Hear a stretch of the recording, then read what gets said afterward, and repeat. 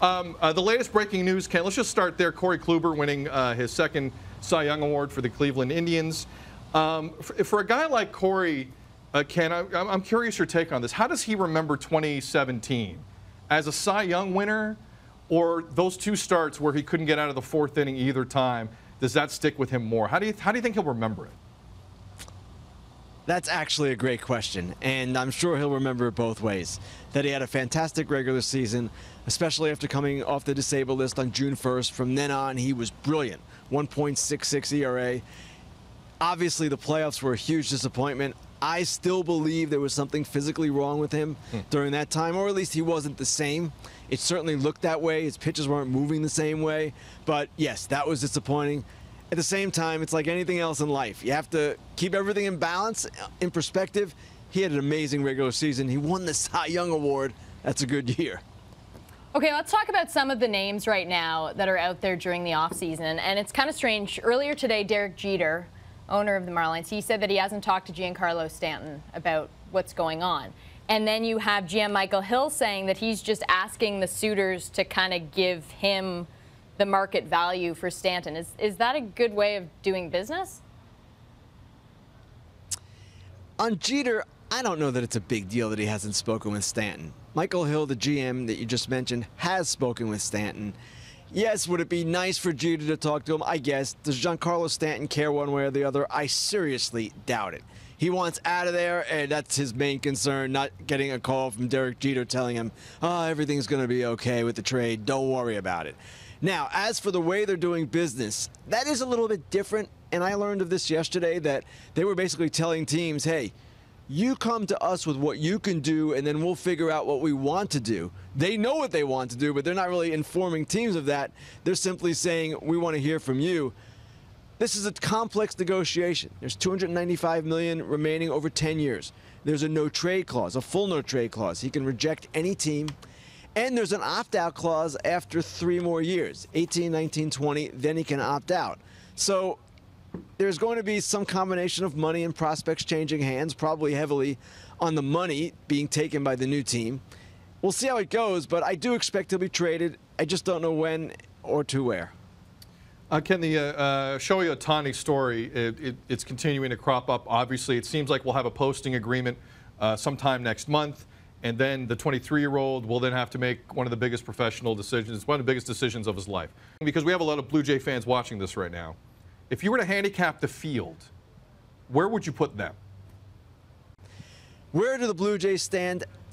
I wish I could tell you more, but I don't know his wishes. Certainly Toronto is an international city, a great place to play for anyone in any culture, but maybe he wants to be in the West. Maybe he wants to be in some other locale that we don't even know about. The American League would seem to be preferable because of the DH, because he's a two-way player, but I really have a hard time handicapping it in any way. We know that every team, all 30, should have legitimate interest in this guy because the price tag is not terribly high. Boston had no power last year, but still found a way to have a very successful year.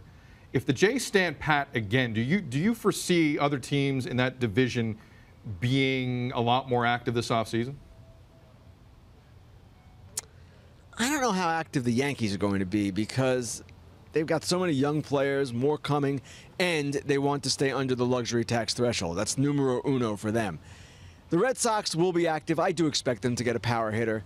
So where are the Jays? Can they realistically compete next year? Health will be a huge thing for them. Health was a problem this year. Pitchers hurt, Donaldson, Tulowitzki, whoever they had, seemed to be issues with at various times.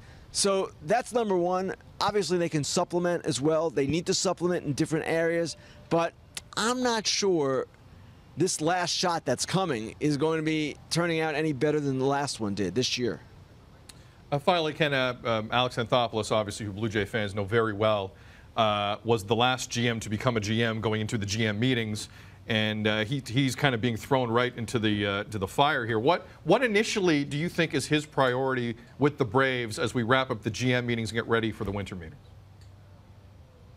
He's got to learn the organization, first and foremost. He has to figure out who the players are, how good they are, and just what he has. And when I say learn the organization, I don't just being players. He has to learn the personnel, the farm department, the scouting department, all the different people that work for the Atlanta Braves. That's number one. That's what he has to accomplish first. From there, they need help at third base, probably short-term help because they have prospects. They need to figure out their bullpen, add some pieces there. But I don't expect them to be terribly active. One, because Alex Anthopoulos is so new. And two, because they have so many young players that they don't want to block. Now, the question will be, when will Alex Anthopoulos turn as aggressive as he did in Toronto? I expect it will be some time before he does that, but that is his nature. That's his personality. I did not expect him to sit still.